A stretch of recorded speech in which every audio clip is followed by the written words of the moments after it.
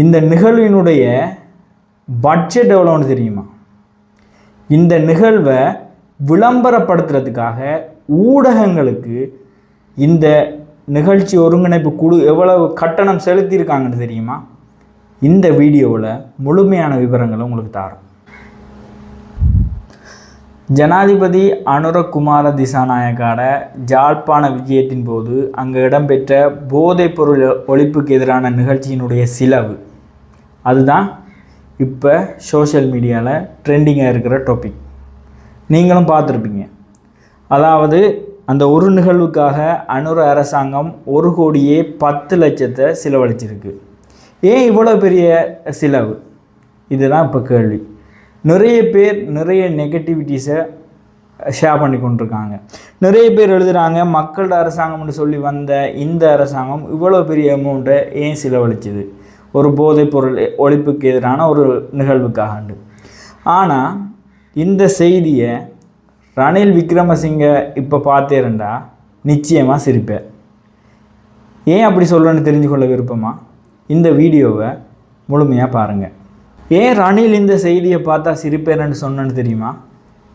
உங்களுக்கு எல்லாம் தெரியும், ரணில் தன்ற அரசாங்க ஆட்சி காலத்தில் இப்படியான நிகழ்வுகளை செய்யும்போது ஏற்பட்ட செலவில் இது பாதி கூட இல்லை. அதையே நீங்கள் எவ்வளோ ஒரு பேசு பொருள் ஆக்கியிருக்கீங்கன்னா தான் செஞ்ச செலவை அவங்க தெரிஞ்சு கொண்டா என்ன நினைப்பாங்கன்றதை நினச்சி கண்டிப்பாக ரணில் சிரிச்சிருப்பேன்.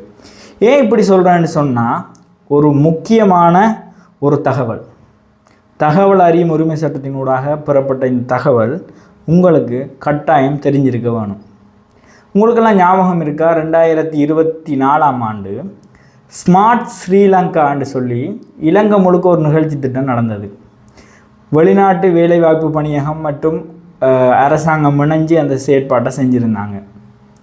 மனுஷ நாணயக்காரர் அந்த நேரம் தொழில் வாய்ப்பு அமைச்சராக இருந்தார். அந்த நேரம் மன்னார்லையும் பிரம்மாண்டமாக ஒரு நிகழ்வு செஞ்சுருந்தாங்க. இந்த நிகழ்வுக்கு ஆன செலவு பற்றி உங்களுக்கு தெரியுமா? எப்பயாவது தேடி பார்த்துருக்கீங்களா? இந்த நிகழ்வினுடைய பட்ஜெட் எவ்வளோன்னு தெரியுமா? இந்த நிகழ்வை விளம்பரப்படுத்துறதுக்காக ஊடகங்களுக்கு இந்த நிகழ்ச்சி ஒருங்கிணைப்பு குழு எவ்வளவு கட்டணம் செலுத்தியிருக்காங்கன்னு தெரியுமா? இந்த வீடியோவில் முழுமையான விவரங்களை உங்களுக்கு தரோம். 2024 உங்களுக்கு எல்லாமே தெரியும். இலங்கையிட பொருளாதார நெருக்கடி கொஞ்சம் கொஞ்சமாக மக்களோட சுமையை குறைக்கிற நேரம். ஆனாலும் பொருட்களோட விலையெல்லாம் அதே அளவு இருந்தது. மக்கள் மிகுந்த சிரமப்பட்டு வாழ்ந்து கொண்டிருந்த காலப்பகுதி. அந்த காலப்பகுதியில் ஸ்மார்ட் ஸ்ரீலங்கா, ஜெயகமு ஸ்ரீலங்கா என்ற ஒரு நிகழ்ச்சி நடக்குது.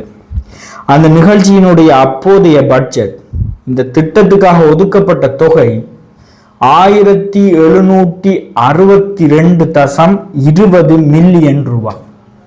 ஒரு நாடு பொருளாதார நெருக்கடியில் இருக்கும்போது இந்த நிகழ்ச்சி திட்டத்துக்காக மாத்திரம் 1762.20 மில்லியன் ரூபாய் இந்த நிகழ்ச்சிக்காக ஒதுக்கியிருந்தாங்க. பாருங்க எவ்வளவு பெரிய அமௌண்ட். அதுவும் ஒரு ஜனாதிபதி நேரடியாக கலந்து கொள்ளாத ஒரு நிகழ்வுக்காக இவ்வளவு அமௌண்ட் ஒதுக்கியிருக்காங்க. அதே நேரம் இந்த தகவல் பெறப்பட்ட காலப்பகுதியில் இந்த நிகழ்வு முழுமை அடையாத அதுக்கு முன்னே நான் தகவல் அறியும் உரிமை சட்டத்தின் ஊடாக இந்த விவரங்களை கோரியிருந்தேன். இந்த நிகழ்வு முழுமையாக நடைபெற்று முடியாத வரைக்கும், அதாவது மே 15 மட்டும் இந்த நிகழ்வுகளுக்காக 580.80 மில்லியன் ரூபாய் செலவு செய்யப்பட்டிருக்கு. அதாவது கிட்டத்தட்ட 8 மாவட்டங்களில் நடத்தினதுக்கான செலவு தான் இந்த 580 மில்லியன்.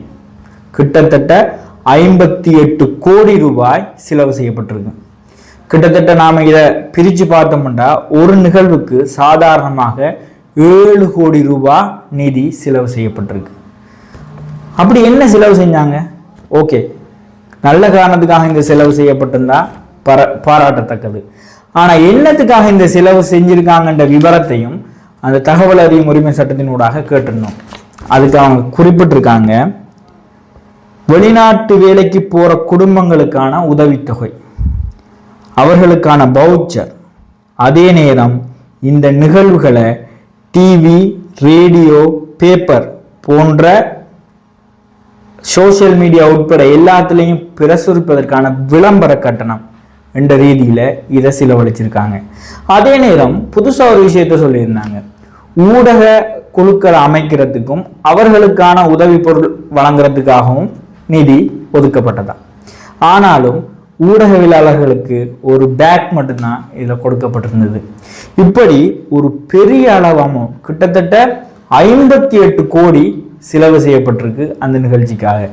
இப்போ யோசிங்க, அனுர அரசாங்கத்தால போதைப் பொருள் ஒழிப்புக்கு எதிராக, அதாவது நாட்டில் போதைப் பொருளால் ஏற்படுற பெரிய பெரிய பாரிய பிரச்சனைகள் மத்தியில கொண்டு வரப்பட்ட இந்த செயற்திட்டத்துக்காக செலவழிக்கப்பட்ட 1.2 கோடி பெரிய விஷயமா, அல்லது சம்பந்தமே இல்லாமல் 58 கோடியை செலவழிச்ச இந்த விஷயம் பெருசா?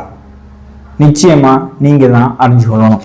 இதை விட இன்னொரு முக்கியமான விஷயம், இந்த அனுர அரசாங்கத்தால் செலவழிக்கப்பட்ட அந்த நிதி தொடர்புல தங்களுடைய முத பக்கத்திலையும் தங்களுடைய சோசியல் மீடியாவிலையும் தங்களுடைய செய்தித்தளங்களையும் வெளியிட்ட ஊடகங்கள் இந்த நிகழ்ச்சி தொடர்பான சிறு விளம்பரங்கள், பத்திரிகை விளம்பரங்களுக்காக மட்டுமே 8 மாவட்டங்களுடைய விளம்பரங்களுக்காக மாத்திரம் சுமார் 1.7 கோடி ரூபாய் செலவழிச்சிருக்காங்க. வெறுமனே விளம்பரத்துக்காக மட்டுமே 1.7 கோடியை இந்த ரணில் அரசாங்கம் செலவழிச்சிருக்கு. இப்ப சொல்லுங்க, இந்த 1.7 கோடி விளம்பரத்துக்கு செலவழிச்ச அந்த மக்களோட வரி சுமை அதிகமா, அதுவும் பொருளாதார நெருக்கடி காலத்துல இந்த செலவை செஞ்சிருக்காங்க, அல்லது இப்ப போதைப் பொருளுக்கு எதிராக ஒரு நிகழ்ச்சியை நடத்தி 1.2 கோடி செலவழிச்சது பெரிய விஷயமா? அரசாங்கம் யாரா வேணும் என்றாலும் இருக்கலாம். அனுர அரசாங்கத்துக்கு ஆதரவாக இந்த வீடியோ வரவும் இல்லை, ரணில் அரசாங்கத்துக்கு எதிராக இந்த வீடியோவும் வரையில. ஆனால் மக்களுடைய வரி பணம் அது எந்த அரசாங்கமாக இருந்தாலும் நியாயமாக பயன்படுத்தணும். உண்மையாவே இந்த நெகட்டிவ் ஸ்ரீலங்கா நிகழ்ச்சி, அதாவது ஜேகமு ஸ்ரீலங்கா நிகழ்ச்சி திட்டத்துல எத்தனை பேர் உண்மையாவே அதுல பதிவு செஞ்சாங்க, அதுல எத்தனை பேர் வெளிநாட்டுக்கு போனாங்க என்ற விவரங்களும் இந்த அமைச்சால வழங்கப்பட்டிருக்கு. அந்த வீடியோவை வெகு விரைவில் எதிர்பாருங்க. நன்றி.